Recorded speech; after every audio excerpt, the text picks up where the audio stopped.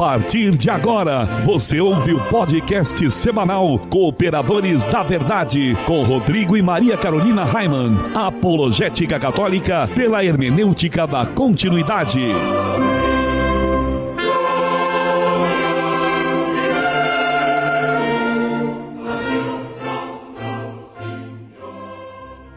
Olá, amigo ouvinte, paz e bem. Desde já, agradecemos a sua audiência e pedimos a intercessão da Santíssima Virgem para que possamos conduzir o nosso podcast semanal segundo a vontade de nosso Senhor. Eu sou o professor Raimann e você está ligado nos Cooperadores da Verdade. Apresenta este programa comigo a minha esposa Maria Carolina Raimann. Tudo bem, Carol? Tudo ótimo, Raimann, graças a Deus. Fora o calor aqui, mas tá tudo bem. Salve Maria Imaculada. É uma sensação térmica aqui de aproximadamente 39 graus, né? Nós queremos mandar um grande abraço a todos que nos acompanham no site, nas redes sociais e nas diversas rádios que nos retransmitem. Se você é amigo da verdade, que é Cristo, fique conosco, pois aqui se fala a verdade. Custe o que custar, doa a quem doer. Sim, o nosso apostolado é de apologética católica pela hermenêutica da continuidade, mas todos são bem-vindos. Se você não é católico, continue conosco e quem sabe até o fim deste programa, Deus te converte. Queremos te convidar agora para rezar conosco. São tantas coisas para agradecer, são tantas pessoas que nos pedem orações. Junte as suas intenções às nossas intenções e rezemos juntos. Estamos reunidos em nome do Pai, e do Filho, e do Espírito Santo. Amém. Pater noster qui es in celis, sanctificetur nomen tuum. Adveniat regnum tuum, fiat voluntas tua, sicut in cielo et in terra. Panem nostrum quotidianum da nobis hodie, et dimittis nobis debita nostra, sicut et nos dimittimus debitoribus nostris, et ne nos inducas in tentationem, sed libera nos a malo. Amen. Ave Maria, gratia plena Dominus tecum. Benedicta tui mulieribus, et benedictus fructus ventris tui, Iesus. Sancta Maria, Mater Dei, ora pro nobis peccatoribus, nunc et in hora mortis nostri. Amen. Gloria Patri, et Filio, et Spiritui Sanctum, sicut erat in principio, et nunc et semper, et in saecula saeculorum. Amém. Senhor, quem sois vós e quem sou eu? Vós, o Altíssimo Senhor do céu e da terra, e eu, um miserável vermezinho, vosso ínfimo servo. Grande e magnífico Deus, meu Senhor Jesus Cristo, iluminai o meu espírito e dissipai as trevas da minha alma. Dai-me uma fé íntegra, uma esperança firme e uma caridade perfeita. Concedei, meu Deus, que eu vos conheça muito, para poder agir sempre segundo os vossos ensinamentos e de acordo com a vossa santíssima vontade. Absorvei, Senhor, eu vos suplico, o meu espírito, e pela suave e ardente força do vosso amor, desafeiçoai-me de todas as coisas que debaixo do céu existem, a fim de que eu possa morrer por vosso amor, ó Deus, que por meu amor vos dignastes morrer. Amém. E continuamos reunidos em nome do Pai, e do Filho e do Espírito Santo. Amém. E no quadro A Vida dos Santos, nós estamos estudando a vida dos papas que foram canonizados. Na história da Igreja, nós já tivemos 265 papas. Francisco é o papa de número 266, mas nem metade deles foi considerado santo, né? Aliás, alguns muito pelo contrário. No último programa, nós falamos de São Pio V.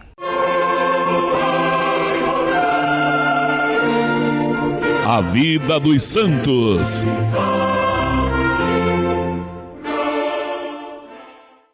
Carol, quem foi o Papa escolhido para o programa de hoje? O santo de hoje é São Pio X.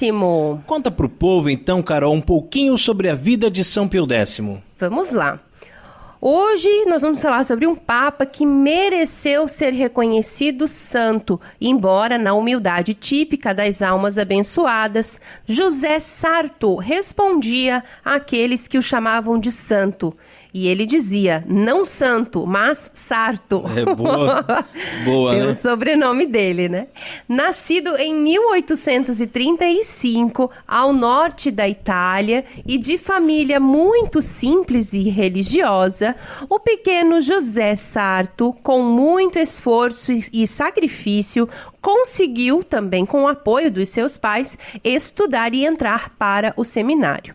Com sua permanente autodefinição, um pobre vigário da roça, José Sarto percorreu com simplicidade o caminho que o Espírito Santo traçou, da responsabilidade de vigário de uma pequena aldeia até o papado. Tomando o nome de Pio X, chamava a atenção pela modéstia e pobreza que o possibilitava a vivência de sua ideia-força, abre aspas, restaurar todas as coisas em Cristo, fecha aspas. São Pio X foi Papa de 1903 a 1914. Ocupado com a pastoral, São Pio X realizou reformas na liturgia, favoreceu a comunhão diária e a comunhão das crianças, sendo que no campo doutrinal rebateu, por amor à verdade, o relativismo moderno. Sorridente, pai e pastor, São Pio X entrou no céu com 79 anos, deixando para a Igreja o seu testemunho de pobreza, pois conta-se o fato, tomou um dinheiro emprestado para comprar as passagens de ida e volta rumo ao conclave que o teria escolhido Papa, pois não acreditava num erro do Espírito Santo. E é bem interessante, né, Carol, que São Pio X também, ele elaborou um catecismo, né? Sim. Então, que é o catecismo de São Pio X, que é o anterior a esse de João Paulo II. E que o catecismo de São Pio X, ele traz alguns pontos, assim, que são de suma importância, porque no nosso catecismo atual, não é que esses pontos deixaram de valer ou deixaram de ter importância, mas eles foram suprimidos, juntados com outras coisas, sabe? De uma forma mais resumida, e meio que eles desapareceram, assim. Então, coisas a respeito, por exemplo, da condenação aos comunistas, né? E tá no novo catecismo? Tá, mas não tá daquela forma clara como estava lá no catecismo de São Pio X. Algumas coisas, por exemplo, a respeito do uso do véu na Santa Missa, né? Tava muito mais claro lá no Catecismo de São Pio X. E aí tem muita gente que diz, não está no Catecismo atual, então é porque não precisa mais. É aquela coisa da liturgia do não precisa, né? Sim, isso aí foi abolido, isso aí foi deixado de lado. Não, não foi deixado de lado, né? De repente ele foi suprimido, foi colocado junto com um outro artigo, uma outra cláusula e tal, mas continua valendo, né? Então é interessante para quem já leu o nosso Catecismo atual, né? O Catecismo de João Paulo II, São João Paulo II, né? Que também leia o Catecismo de São Pio X. São Pio X, rogai por nós. Quer conhecer melhor esse apostolado? Acesse o nosso site, cooperadoresdaverdade.com. Lá você encontra todos os podcasts desde a primeira temporada para ouvir gratuitamente. Além disso, tem vários textos de espiritualidade católica à sua inteira disposição e também diversas novenas para você ouvir e rezar junto conosco. No site você também encontra os links para as nossas redes sociais: Twitter, Instagram, SoundCloud, Facebook, YouTube e Spotify. O site é atualizado toda semana, gente. Então corre lá. Acesse o site, assina o feed para receber as atualizações. Isso é importante, hein? Aproveita e curta a nossa página lá no Facebook, se inscreve no nosso canal do YouTube, nos segue no Instagram e no Twitter também. E o mais importante de tudo, não deixe de rezar por nós. Feller Contabilidade, do nosso amigo Diácono Vital. A Feller Contabilidade fica na Rua Aldílio Garcia, número 479. Nesta você pode confiar. Atendimento de segunda a sexta-feira, das 8 ao meio-dia e das 13h30 às 17h30. Telefone 3346-2333. fellercontabilidade@matrix.com.br, em frente à Secretaria da Paróquia São Cristóvão de Itajaí, Santa Catarina. Feller Contabilidade, a sua empresa nas mãos certas.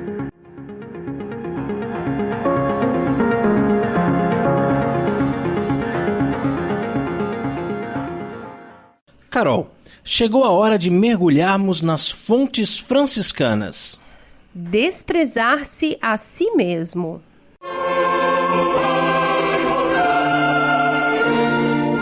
Fontes franciscanas.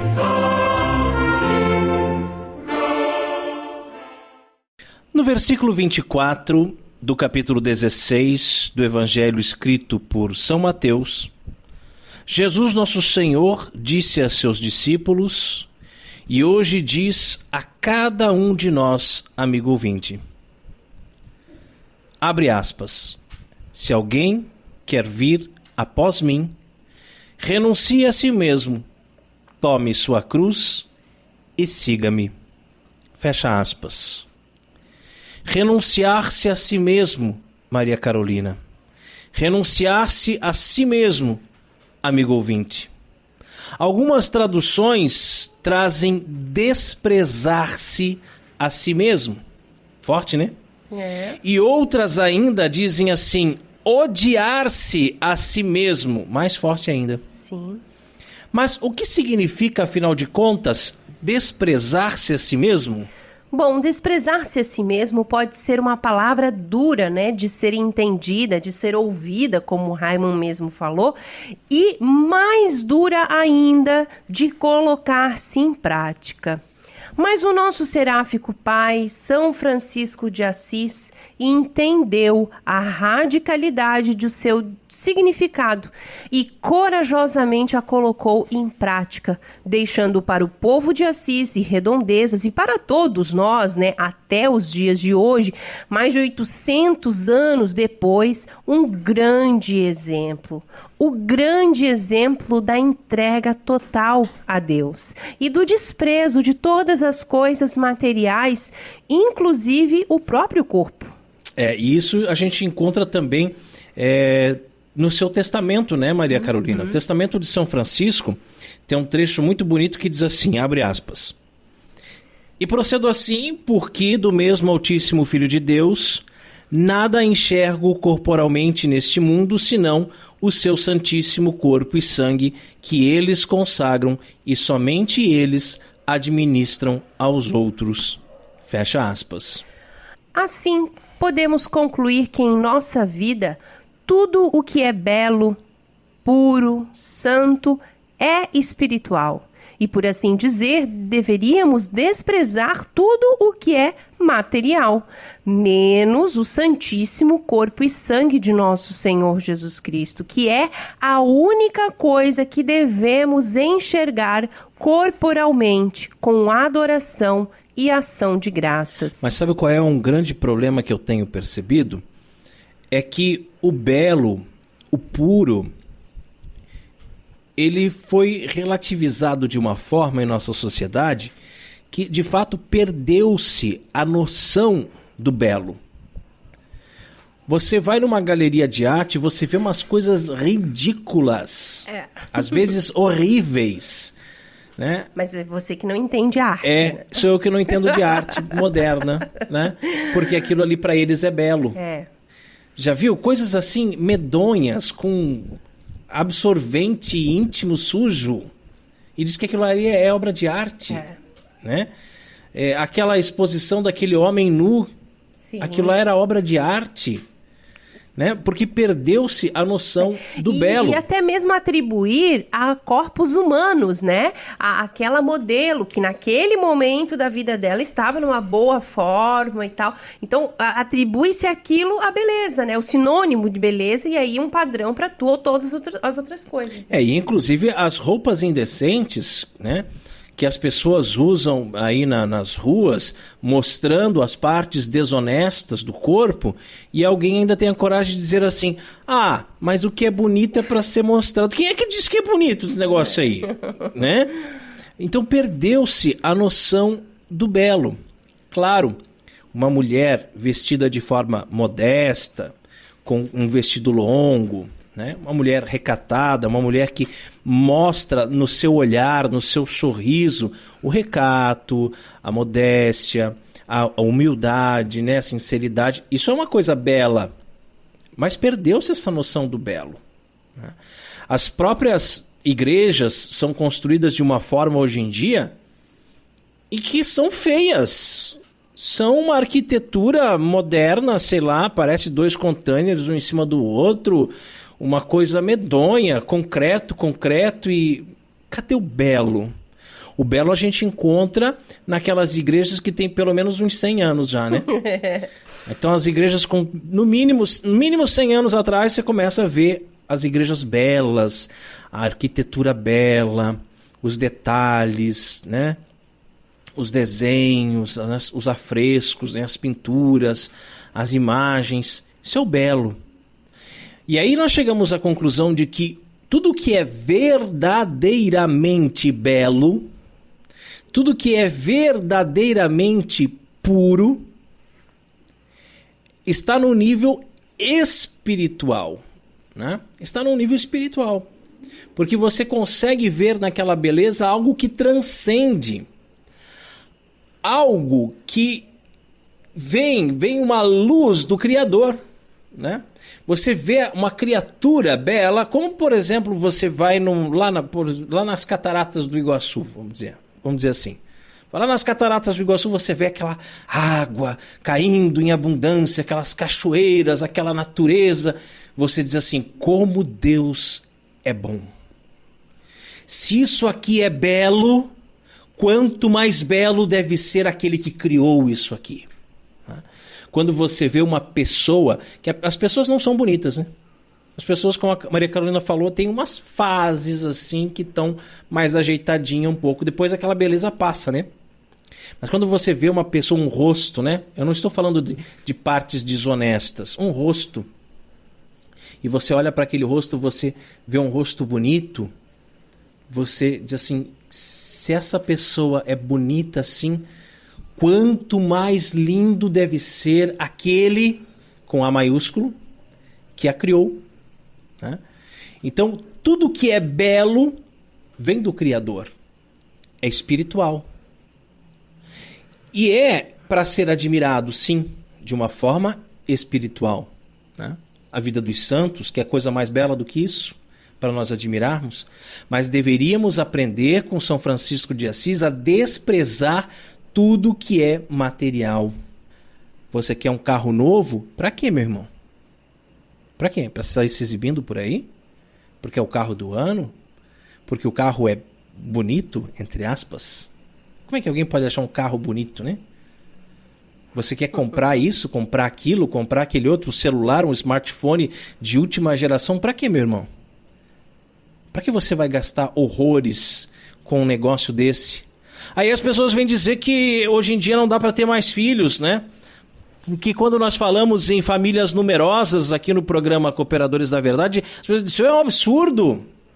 Não dá, é impossível. A gente está vivendo numa sociedade que nós não damos conta de sustentar tantos filhos. Mas tudo claro, muito caro.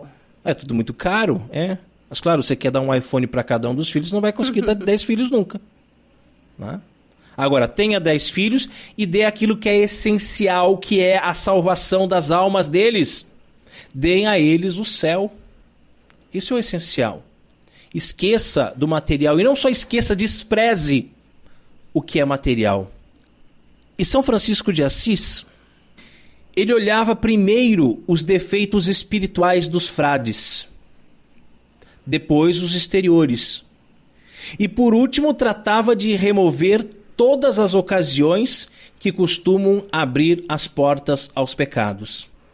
Não é que ele fosse um carrasco que estava ali para julgar, mas ele conhecia o coração de cada um daqueles frades.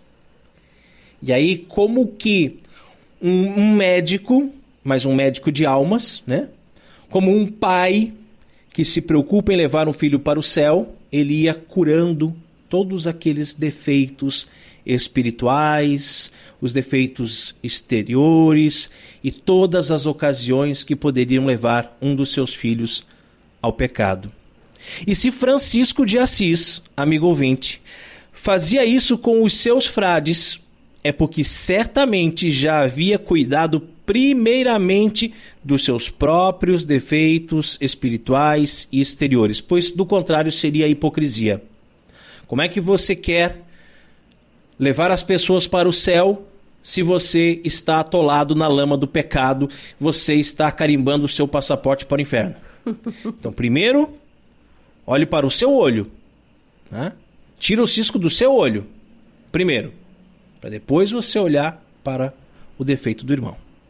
E quando você olha para o defeito do irmão, não é para julgá-lo, não é para acusá-lo, não é para apontar o dedo para ele, não é para difamá-lo, mas é para salvá-lo. Então, quando as pessoas dizem, não julgueis, né? Sim, devemos julgar. Devemos fazer um julgamento dos erros, dos pecados e alertar os nossos irmãos como forma de caridade. Isso é caridade. Você alertar e dizer, isso que você está fazendo vai te levar para o inferno, meu irmão. Para de fazer isso, meu irmão. Isso que você está fazendo não é correto. Eu estou dizendo isso porque eu amo você. E amo você como um pai. E eu quero te levar para o céu. Então, primeiro olha para os seus defeitos. Depois você vai ajudar os seus irmãos. Assim fez, né? Francisco de Assis. O nosso seráfico pai, ele não fazia como os fariseus e como muitos de nós fazemos hoje em dia, né? Que procuramos ir lá tirar o cisco do olho do irmão e não enxergamos a trave que está no nosso próprio olho. Francisco era um pai amoroso, que sabia admoestar com carinho, mas com a firmeza necessária. Corrigir com amor, com caridade, mas corrigir, porque a correção é necessária. E quantas vezes que nós nos deparamos com situações com os nossos filhos em que você tem uma conversa, a conversa não resolve. Você dá um castigo, o castigo não resolve. E aí você tem que aplicar uma disciplina. Mas aqui no Brasil tem, como é que é? A lei da palmada. Não pode aplicar uma disciplina ao seu filho. Vou chamar o conselho tutelar. Claro, porque querem fazer do meu filho um frouxo. Agora, deixa comigo que eu vou educá-lo para o céu. Agora, a melhor forma para nós corrigirmos, para nós agirmos assim, era certamente o próprio exemplo que o nosso angélico pai nos dava. Quantas vezes, né, nós, na nossa casa, ficamos fazendo luxo para comer, né? Querendo escolher, e se não tiver para comer exatamente aquilo que nós queremos, aquilo que nós estamos com vontade, aí parece que já não presta, né? Já não nos satisfazemos, né? Porque desejamos satisfazer ao paladar, ao invés de apenas alimentar o corpo, não é assim? E quantas vezes nós reclamamos que não gostamos disso ou daquilo? E São Francisco, que chegava a misturar cinza ou água na comida com a finalidade de tirar o sabor, é a mortificação? Essa é uma outra forma, né, Maria Carolina, de desprezar-se a si mesmo. Sim, porque quando você não está mais preocupado em satisfazer o seu paladar, em satisfazer as suas vontades, os seus gostos, os seus desejos, é porque você está desprezando a si mesmo. E aí me faz lembrar também, né, Raiman, a questão do matrimônio, que nós estávamos inclusive falando ontem, né? Quando a gente casa, a gente precisa muito fazer isso, desprezar-se a si mesmo, né? Porque eu preciso viver para o meu marido vive para mim. E é assim que a gente vai se completar e vai caminhar e vai, né? Acreditamos que vamos para o céu. Mas quantas pessoas, pelo né, menos que queremos, olham... né? Queremos. Lutamos todos os dias, né, para isso. Né? Então, a gente vê Quantos casais que inclusive separam, por quê? Porque o homem olha para ele, eu não amo mais aquela pessoa, eu não quero, ela não me faz mais feliz. Chega aquela crise de meia-idade, o cara se olha no espelho e ele diz assim, eu ainda tô jovem, bonito, olha só, eu posso arrumar uma outra mais jovem, mais bonita. A minha já tá velha, já caiu tudo das prateleiras, já despencou tudo, né? E aí ele diz assim, eu não amo mais você. O que é isso, meu irmão? Né? Que é isso? Deixa de ser moleque. Viu, né? Deixa de ser moleque. Exatamente. Ama sim, né? Coisa você tem de moleque egoísta, um compromisso com Deus que você fez diante do altar, sim. Né? Se você percebeu que você não ama mais, vamos colocar assim entre aspas, é agora que é hora de dar o sangue. É agora que é hora de desprezar-se a si mesmo para morrer pela sua esposa, para você conseguir levá-la para o céu. Sim, exatamente. E aí a gente vê justamente o exemplo do texto que nós estamos refletindo hoje, das fontes franciscanas, de desprezar-se a si mesmo, a minha vontade, né, ao meu querer, porque daí eu fico, né, naquela, mas ele não faz mais o que ele fazia no início do namoro, ele não me satisfaz mais, mas, né, peraí, né, como o Raiman disse, peraí, né, vamos, né, por favor. E aí a gente começa a ver o quanto de mortificação que São Francisco fazia aqui na Terra, né? Por quê? Porque nosso Senhor Jesus Cristo não prometeu o paraíso aqui na Terra. Não prometeu. Esses dias eu perguntei para um amigo nosso, e aí, como tá? Ele assim, para um vale de lágrimas até que tá bem. Então, quer dizer, é um vale de lágrimas isso aqui, meu irmão. Você não vai achar que isso aqui, né, é mil maravilhas, o paraíso não é aqui. Aqui é cruz, é sacrifício, abnegação, é desprezar-se a si mesmo. Eu já falei algumas vezes em outros programas sobre aquela época em que eu passei uns dias na Toca de Assis, em Curitiba. Lá eu aprendi com eles a dormir no chão.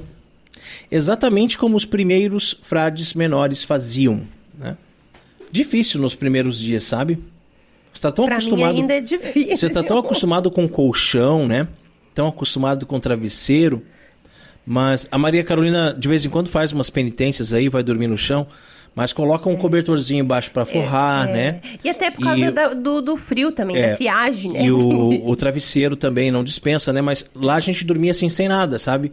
Sem nenhum lençolzinho, nada embaixo, e mesmo assim é muito difícil para mim. Vou dizer para você que dormir no chão, para mim, e a cabeça fica muito desconfortável sem um travesseiro, sabe? A gente daí dorme com o braço embaixo da cabeça, né?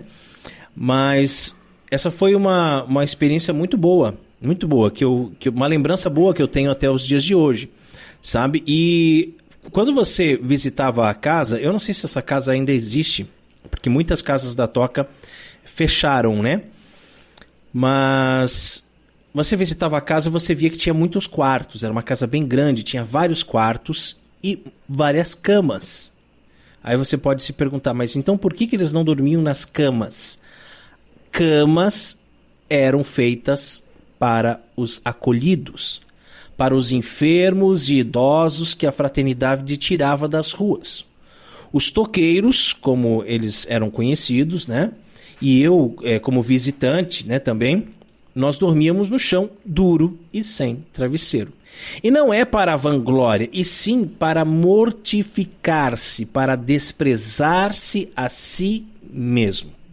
Tomás de Celano, que é um grande biógrafo de São Francisco de Assis, ele diz que Francisco tratava de remover todas as ocasiões que costumavam abrir as portas aos pecados.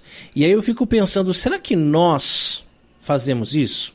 Será que nós removemos as ocasiões que costumam abrir as portas aos pecados? Ou fazemos justamente o contrário? Nós nos entregamos para situações que podem nos fazer cair. Nós sabemos que se nós formos lá naquele determinado lugar, nós vamos cair no pecado. Mas mesmo assim a gente vai, né? O que você acha, Maria Carolina? Certamente, né? É de se pensar. Porque será que nós não estamos, assim, escancarando, né, as portas do nosso coração para o pecado entrar? Quando nós ligamos a TV em determinados programas e novelas, né? quando nós ouvimos determinadas músicas, quando usamos determinadas roupas, né? Quando vamos a determinados lugares em que as pessoas não estão vestidas adequadamente. Como praias, né? Parques aquáticos, né? Piscinas públicas. Será que isso não vai relativizando tudo, não vai a gente, né? Enfim, e aí a gente como pensa... Como que fica o nosso olhar nesses lugares, exato, né? Exato. E como fica o olhar das outras pessoas para nós também, né? E aí a gente acaba até sendo um motivo de escândalo, né? Porque se nós fôssemos na praia, a gente ia de roupa. E aí, como que faria, né? Todo mundo pelado lá, então já... Mas, assim, quantas vezes, né, que a gente fala ou pensa determinadas coisas, né? Será que com isso nós não estamos abrindo as portas para o pecado, meu irmão, minha irmã?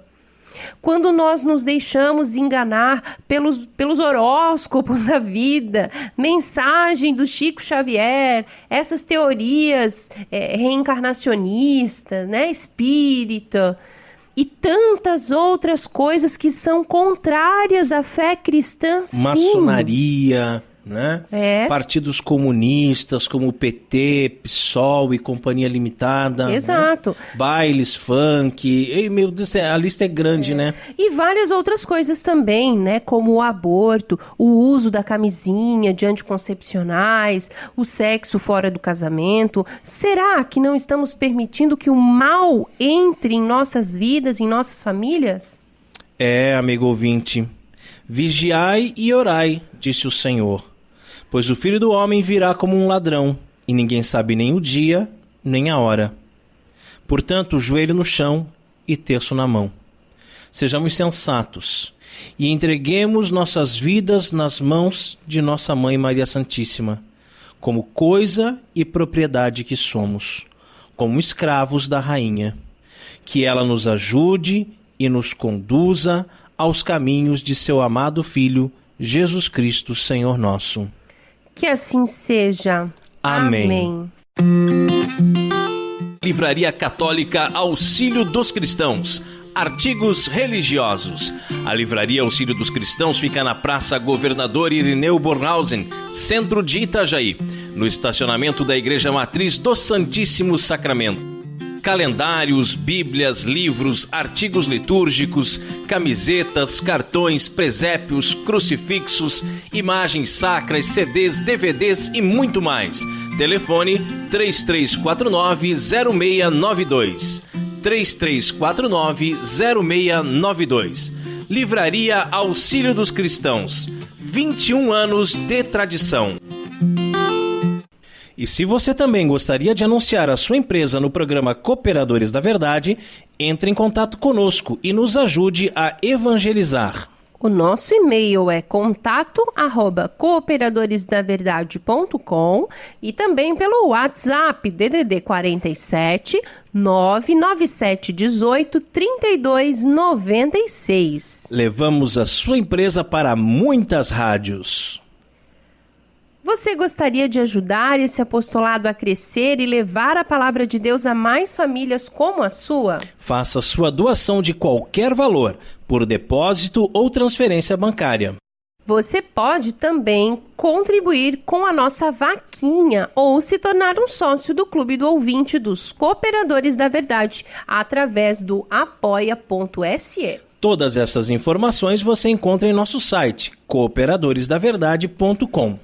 Não fique de fora dessa, seja um sócio evangelizador e ajude-nos com qualquer valor, por mais insignificante que possa parecer.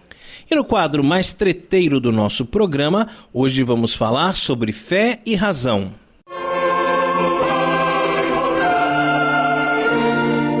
A hora da treta.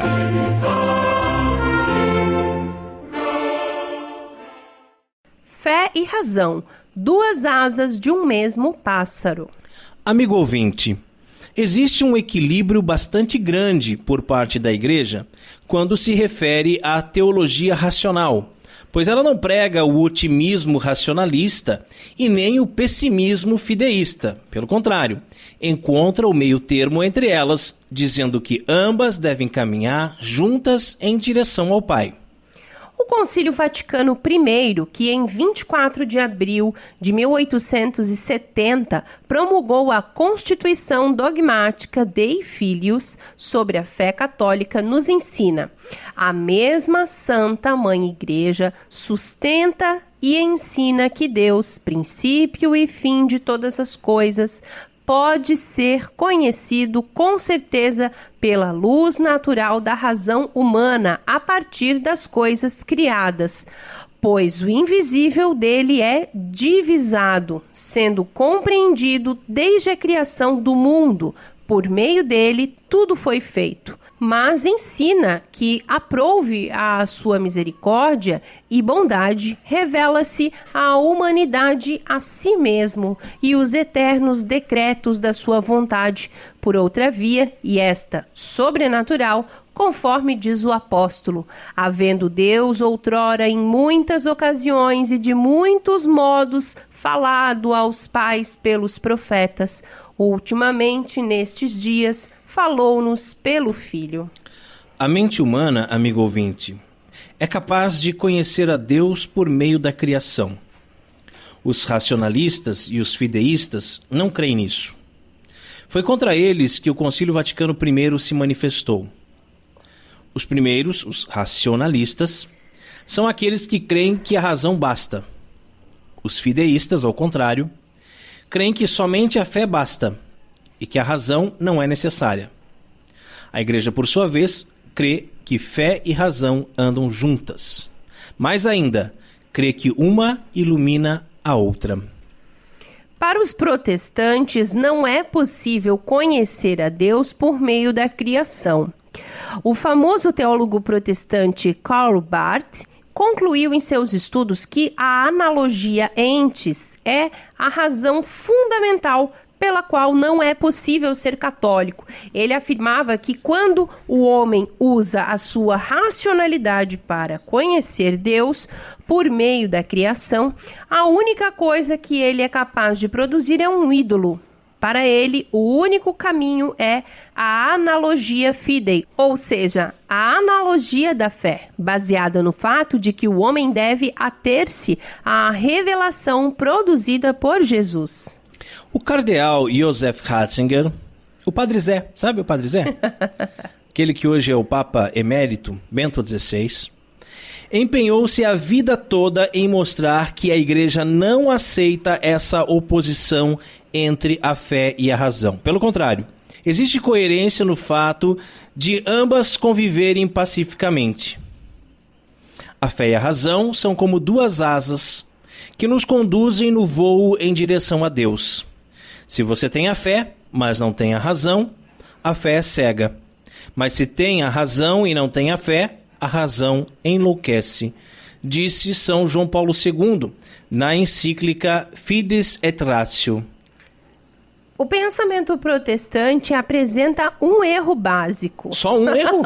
Só um? Ah, tá, vamos falar de um então, mas tem mais 8.427, né? Bom. Então, mas aqui o Padre Paulo nos fala, né, de um erro básico.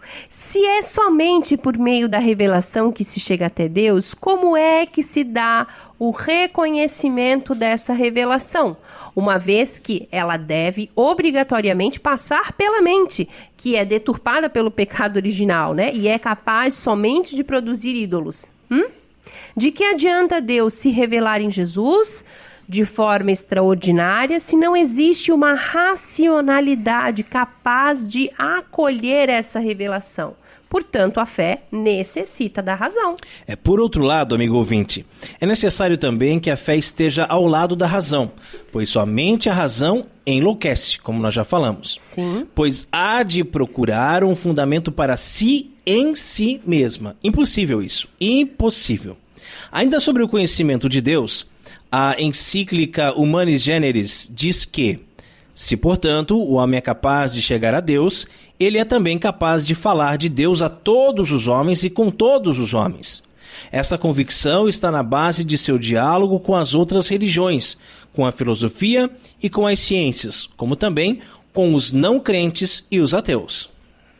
De fato, as verdades que se referem a Deus e às relações entre os homens e Deus são verdades que transcendem por completo a ordem das coisas sensíveis e quando entram na prática da vida e a informam, exigem sacrifício e abnegação própria.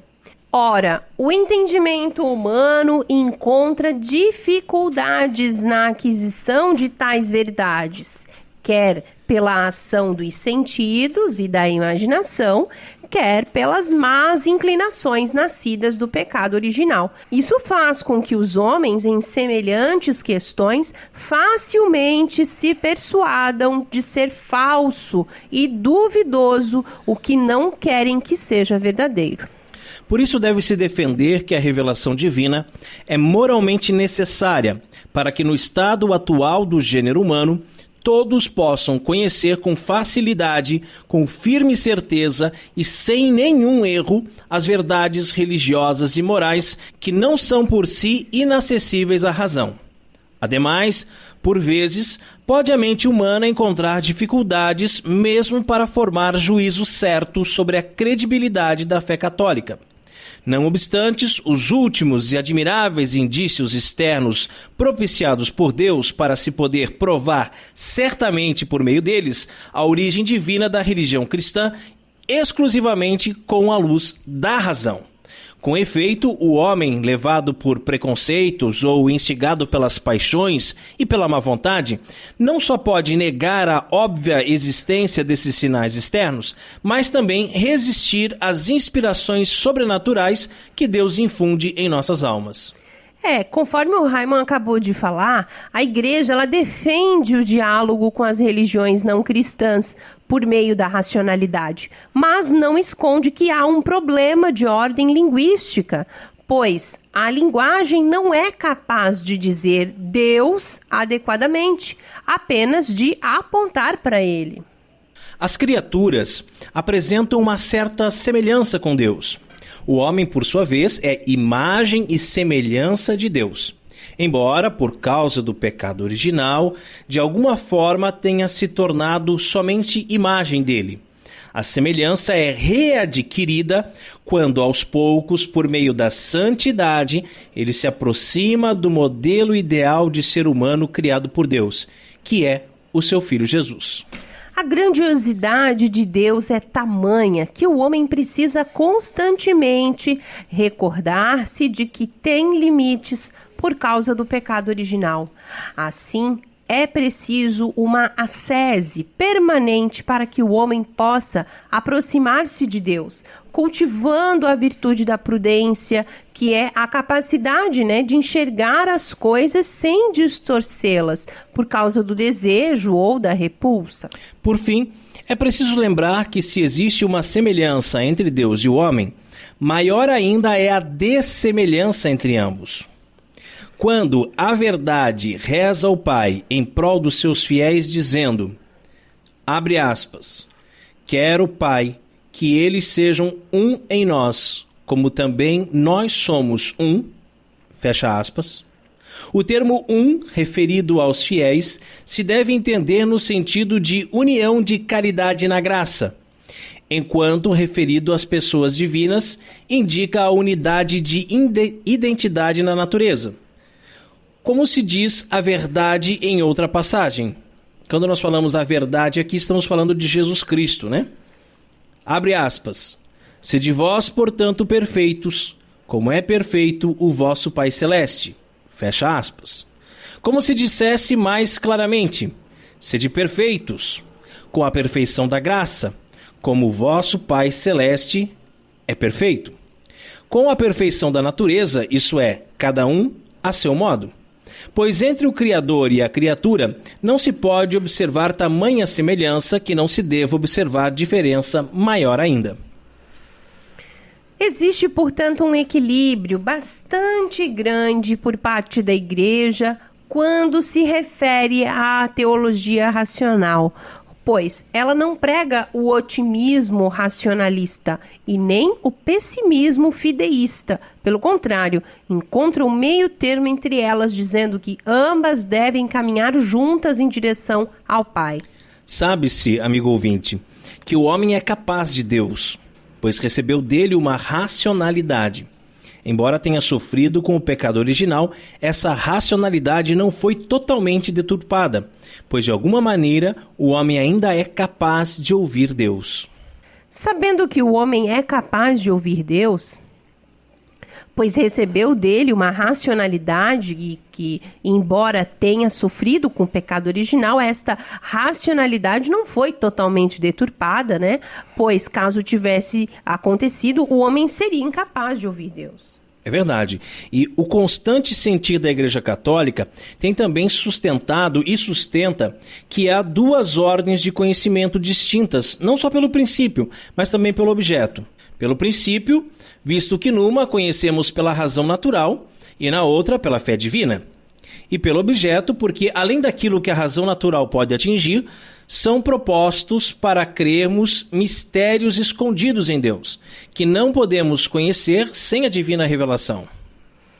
E eis porque o apóstolo que assegura que os gentios conheceram a Deus por meio do que foi feito, discorrendo todavia sobre a graça e a verdade que vieram a ser por Jesus Cristo, diz: pregamos a sabedoria de Deus em mistério que está escondida, que antes dos séculos Deus destinou para a nossa glória e que nenhum dos poderosos deste mundo conheceu. A nós, porém, Deus revelou pelo seu Espírito, porque o Espírito tudo penetra, até as profundezas de Deus. E o próprio unigênito louva o Pai, porque escondeu essas coisas aos sábios e entendidos e as revelou aos pequeninos. Deu para entender até aqui por que a fé e a razão andam juntas? Pela fé é possível ter acesso à revelação querida por Deus. Pela razão, pelo esforço filosófico, é possível se chegar a um conhecimento ainda maior daquilo que foi revelado. De que maneira se dá a revelação divina? Como é que Deus revela aos homens o seu projeto benevolente? A Constituição Dei Verbum é que fornece a resposta, e é nela que todo esse capítulo que nós estamos estudando se baseia. Abre aspas. Aprove a Deus em sua bondade e sabedoria revelar a si próprio e tornar conhecido o mistério de sua vontade, pelo qual os homens, por Cristo, verbo feito carne, no Espírito Santo, têm acesso ao Pai e se tornam partícipes da natureza divina. Mediante esta revelação, portanto, o Deus invisível, levado por seu grande amor, fala aos homens como a amigos e entretém-se com eles para convidá-los a recebê-los em sua comunhão. Deus revela aos homens não como um matemático expondo uma fórmula exata, mas como um pai, paulatinamente. A revelação ocorreu porque Deus quis, por bondade, revelar-se e é o mistério da sua vontade.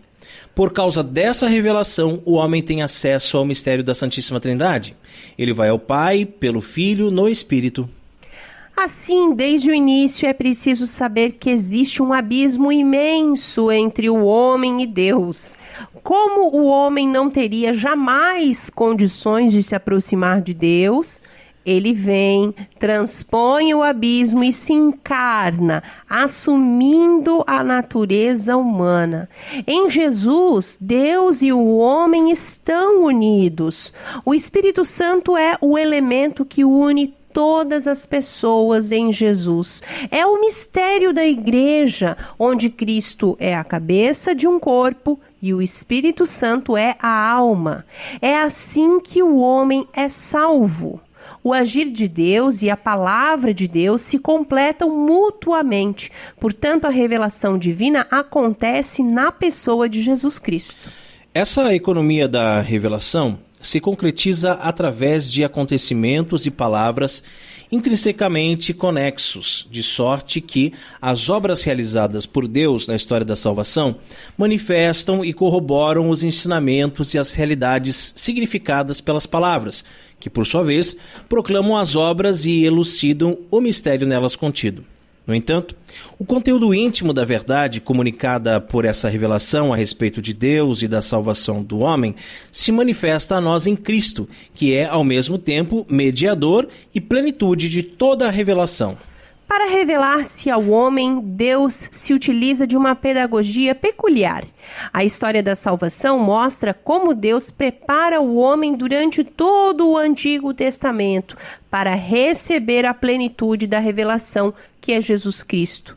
É o que continua dizendo a Constituição Dei Verbum, abre aspas, criando pelo verbo o universo e conservando-o, Deus proporciona aos homens nas coisas criadas um permanente testemunho de si mesmo e, no intuito de abrir o caminho da salvação do alto, manifestou-se a si mesmo desde os primórdios a nossos primeiros pais.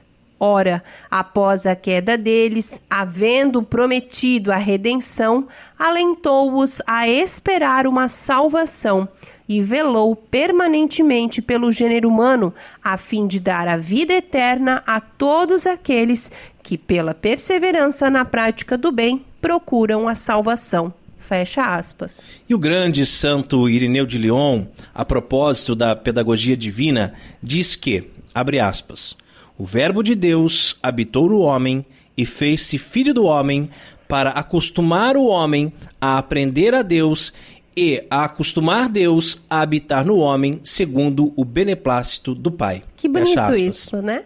Lindo, muito né? bonito.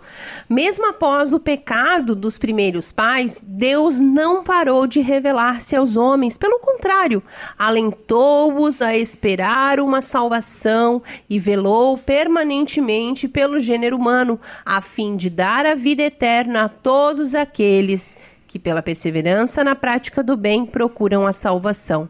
Muito bonito isso também.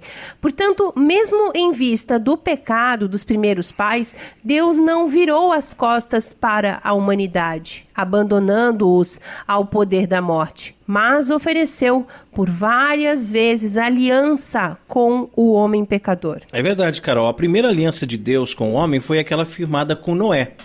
A humanidade havia sido dizimada pelo dilúvio e somente Noé e a família foram salvos, de modo que a aliança firmada entre eles é válida para toda a humanidade. Assim, Deus estabelece a chamada economia, que nada mais é do que aquilo que Deus faz para possibilitar à humanidade a salvação. Deus então dividiu os povos, para que o orgulho dos povos fosse limitado. Esta ordem, ao mesmo tempo cósmica, social e religiosa, da pluralidade das nações, destina-se a limitar o orgulho de uma humanidade decaída que, unânime em sua perversidade, gostaria de construir por si mesma sua unidade à maneira de Babel.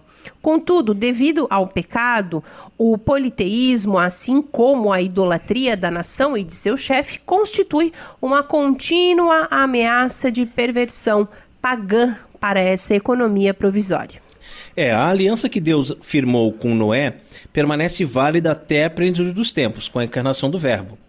E teve outras alianças depois dessa, A aliança com Abraão, depois ungiu o rei Davi e assim por diante, E mesmo o homem tendo se entregado ao politeísmo e à idolatria por causa do pecado, Deus mantém essa primeira aliança, E suscita ao longo do tempo grandes figuras, como acabei de falar, que reforçam e relembram a aliança noística. E o crédito desse texto, que serviu de base para nossa reflexão, mais uma vez é do site padrepauloricardo.org. E chegamos à hora mais refrescante aqui do programa Cooperadores da Verdade. Sim, porque beber não é pecado, gente.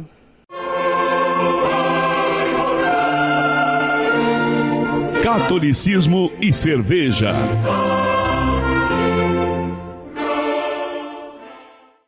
E a cerveja de hoje é uma Imigração 1824 Hop Lager. Nesta cerveja uniu-se a leveza e a suavidade de uma American Lager com o aroma e o sabor do lúpulo americano Cascade, que oferece suaves notas cítricas e traz ainda mais personalidade para essa autêntica puro malte. Uma cerveja artesanal, de estilo americano, de coloração amarelo-ouro, com uma aparência semi-translúcida, espuma branca, persistente e com boa formação. Une a suavidade de uma American Lager com as notas cítricas do lúpulo americano Cascade. No aroma, notas de casca de pão, seguido de suaves notas cítricas, remetendo a laranja, pomelo e toranja. No sabor, há o equilíbrio entre a leve presença do malte com o caráter cítrico do lúpulo. A sensação de boca é de corpo médio, baixo, boa carbonatação, alta drinkabilidade e amargor baixo. A cervejaria é a Imigração de Campo Bom, no Rio Grande do Sul. O estilo da cerveja é a Hop Lager. Ela está disponível em latinhas de 350 ml. A temperatura ideal para consumo é de 2 a 4 graus, o IBU é 14 e o teor alcoólico é 4,6%. Harmoniza com petiscos, salsichas, peixes, ceviche, frutos do mar. Adjuntoro nostri in nomine Domini, Qui feci celum aeternam, Dominus Obiscum. et cum spiritu tuo. Oremus. Benedicti Domini creatura instant servation, qua ex adipi frumenti producere dinatus est, usite remedium salutari humano generi, et presta per invocazione nomini tui sancti, ut quinquequi ex bebiritim sanitatem corpus et anima tutelam percipientim, per Christum Dominum nostrum. Amém. Muito bem, né? Realmente uma cerveja bem clarinha, um pouco turva, né? Uma espuma bem persistente, O cheiro né? bem cítrico, que é do lúpulo mesmo, né? Vamos ver o paladar.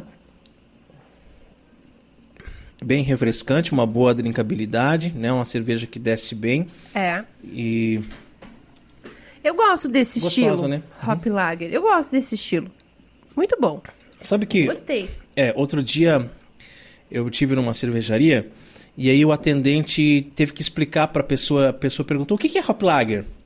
E ele explicou assim uma explicação para leigo, né? Ele disse assim, é uma Pilsen com mais lúpulo. Né? Claro que não é essa a definição de uma Hop Lager, mas para você que ainda não está mergulhado no mundo cervejeiro, você pode ver dessa forma, né? Uma Pilsen mais lupulada. Né? O Hop é lúpulo, né? E Lager é o estilo da cerveja Pilsen, né? Que é a mais conhecida aqui no Brasil. Muito bem, aprovado, hein? Então, um brinde. Ein Prosit der Gemütlichkeit. Catolicismo e Cerveja conta com o apoio da Beer House Cervejas Especiais. Empório especializado em cervejas nacionais e importadas, com agradável espaço para degustação e inúmeras opções para presentes. Produtos para harmonização, copos, taças, kits e cestas e, é claro, muita cerveja. Aberto ao público de segunda a sexta, das 15 às 23 horas e aos sábados, das 10 às 22 horas. A nossa missão é trazer o universo cervejeiro cada vez mais próximo dos apreciadores dessa bebida inigualável. A Beer House está situada na Avenida Coronel Marcos Conder, número 950, Sala Térrea, Centro, Itajaí, Santa Catarina. beerhousemkt@gmail.com. Fone 3045-5821. Beer House, a primeira casa cervejeira de Itajaí. E rezemos a Virgem que nos proteja, nos guie e cuide do nosso apostolado. Salve Regina, Mater Misericordiae, vita dulcedo spes nostra salve. A te clamamos, exulis filii Eve, a te suspiramos, gementes et flentes in ac lacrimarum vale. Ea ergo advocata nostra, ilus tuos misericordis oculus ad nos converti, et Iesum benedictum fructum ventris tui, nobis spos hoc exilium ostendi, o clemens, o pia, o dulce Virgo Maria, ora pro nobis Santa Dei Genitrix, ut dignificiamus promissionibus Christi. Amém. Subtum presidium confundimus Santa Dei Genitrix, nossas deprecationes ne despicias e necessitatibus nostris, sede periculis cum libera nos semper, Virgo gloriosa et benedicta. Amém. Chegamos ao fim de mais um programa Cooperadores da Verdade. Venha você também ser um cooperador. Colabore com esse apostolado, fazendo a sua doação, para que nós possamos adquirir equipamentos melhores e manter esse programa no ar. Contamos com a sua generosidade e também com a sua oração. Muito obrigado a você que nos acompanhou nesse podcast. Ajude a divulgar compartilhando nas redes sociais. Muito bem, muito obrigada, Raiman. Obrigada aos queridos amigos ouvintes, a quem compartilha o nosso programa, que nos manda recados lá nas redes sociais e também pelo WhatsApp. Um grande abraço a todos. Salve Maria Imaculada. Obrigado, Carol, meu benzinho. Obrigado, queridos ouvintes. Não se esqueçam, para chegarmos a Deus, precisamos das duas asas, a fé e a razão. Não se esqueçam também de rezar por nós. Deus abençoe a todos. Paz e bem.